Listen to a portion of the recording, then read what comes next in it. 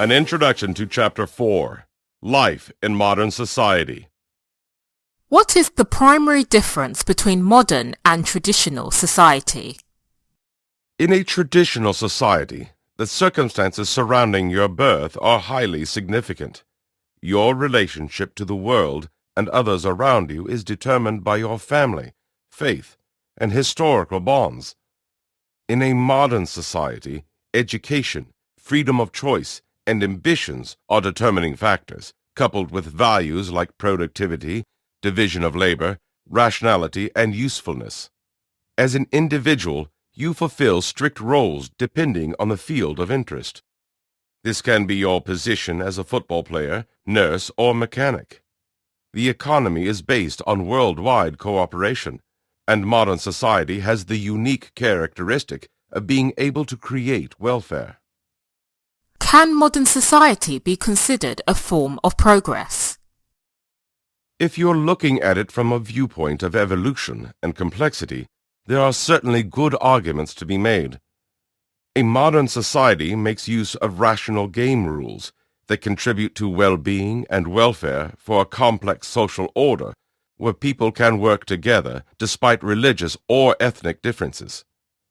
A good example of such rational rule is universal basic human rights. How can conflicts be avoided when different groups cherish and defend their own values?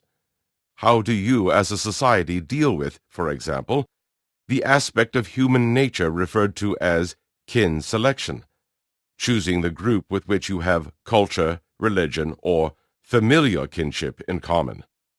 In a modern society, the public sector is coming under increased criticism for giving preferential treatment to one group over another, certainly when compared to ancient times.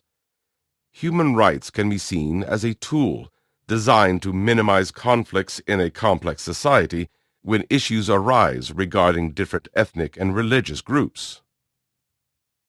What tools are important, in addition to human rights, to regulate modern society?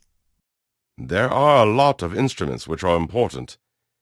For a better insight into modern society and the instruments governments use, there are in this model 13 instruments named. The instruments offer the stimuli and facility so millions of people can work together in relative harmony and obtain a high welfare. The instruments deal with human nature and take into account rational and emotional characteristics, such as kin selection, desire for status, feelings of fairness, exploration, impulse, and empathy. What is the relation between human nature and how government instruments respond to this? For example, which instruments have had a direct influence on the high level of welfare nowadays? Looking to the internal ring, the human nature element, Homo economicus, makes human beings strive for prosperity. Whether we admit it or not, most of us would like to be well paid for doing very little. In modern society, individuals are challenged to explore, discover, and earn money for their efforts. To encourage entrepreneurs to be explorative, trust is a key element. In contemporary society, the government establishes free markets, rule of law, and property rights so people and companies who don't know each other are encouraged to do business.